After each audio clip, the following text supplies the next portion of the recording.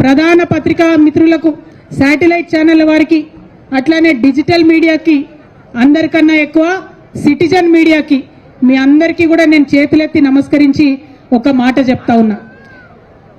మన ప్రజాస్వామ్యంలో 4 స్తంభాలు ఉంటే మీడియా అన్నిటికన్నా పవర్ఫుల్ స్తంభం. ఎందుకంటే మిగతా 3 స్తంభాలను కూడా ప్రశ్నించగలిగేటటువంటి అధికారం కేవలం మీడియాకు మాత్రమే ఉంటుంది. మిగతా 3 స్తంభాల యొక్క జవాబుదారీతనాన్ని లెక్కలు తీసి చెప్పేటటువంటి ఆస్కారం, అవకాశం కూడా కేవలం మీడియా మిత్రులకే ఉంటుంది.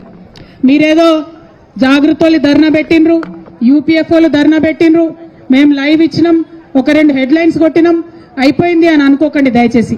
మీది చాలా పెద్ద బాధ్యత. మీరు చరిత్రను రికార్డు చేస్తున్నారు. చరిత్రను మీరు రికార్డు చేస్తున్నారు. ఈ చరిత్రలో తప్పు లేకుండా రికార్డు చేయాలి.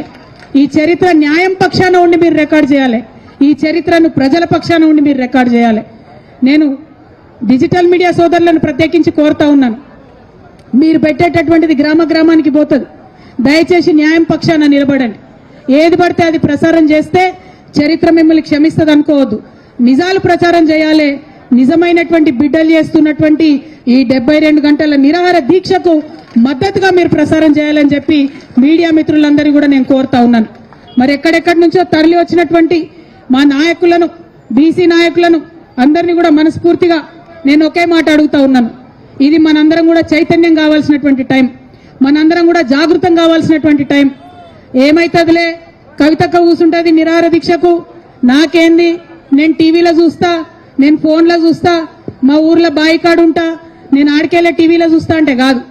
ఒకవేళ మీ ఊర్లో బాయికాడ, పొలం కాడ మీకు పని ఉంటే ఆడికెళ్ళే మీరు సోషల్ మీడియాలో ఉద్యమం చేయాలి. ఒకవేళ మీరు ఎక్కడో ఊర్లో వంట చేసుకుంటుంటే ఆడికెళ్ళే మీరు సోషల్ మీడియాలో ఉద్యమాలు చేయాలి. ఎక్కడైనా అవకాశం ఉంటే మీ మండల కేంద్రంలో బీసీ సంఘం నాయకులు, అది ఎవరన్నా కానీ, ఏ పార్టీ అన్నా కానీ, నాయకులు మీటింగ్ పెట్టి బీసీల హక్కుల కోసం మాట్లాడితే ఒక అడుగు ఆడికి పోవాలి, ఒళ్ళు నొప్పించుకోవాలి. జిల్లా కేంద్రంలో ఎవరన్నా మీటింగ్ పెడితే ఆడికి రావాలి, మద్దతు ఇవ్వాలి. హైదరాబాద్ నడిగడ్డల మీటింగ్ పెడితే 1 గంట, 1 రోజు నాది కాదు, నా బీసీ బిడ్డలది అనుకొని ఇక్కడ దాకా రావాలి. ఎవరు కూడా బొట్టు పెట్టి పిలవరు. ఇవి ఉద్యమాలు, ఇవి పోరాటాలు. చేతులెత్తి పిడికిలెత్తి పోరాటం చేస్తేనే హక్కులు వస్తాయి తప్పితే ఉట్టుటిగా రావు. బీసీ ఆడబిడ్డలకు, అన్నదమ్ములకు ఇంకొక విజ్ఞప్తి చేస్తున్నా నేను. మనం ఒకసారి అడుగుతాం, 2 సార్లు అడుగుతాం, ఇడిచిపెడతాం. అట్లా ఇడిచిపెడితే హక్కులు రావు. మన హక్కులు సాధించే వరకు అవతల వైపు నుంచి మనం అడుగుడు మొదలు పెట్టగానే మొదటి విమర్శలు వస్తాయి.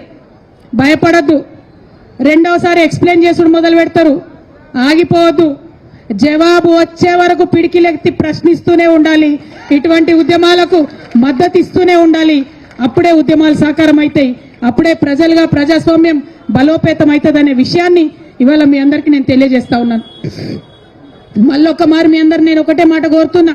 ఇవాళ 72 గంటల నిరాహార దీక్ష, లోకల్ బాడీ ఎన్నికలలో 42% బీసీల కోసం రావాలని చేస్తా ఉన్నాం. చాలా మంది మాట్లాడుతున్నారు నాయకులు, మరి ఇంకెన్ని రోజులు ఎన్నికలు ఆపుతారు? ఎన్ని రోజులైనా ఆపండి, ఏం అర్జెంట్ ఏముంది ఎన్నికలకు?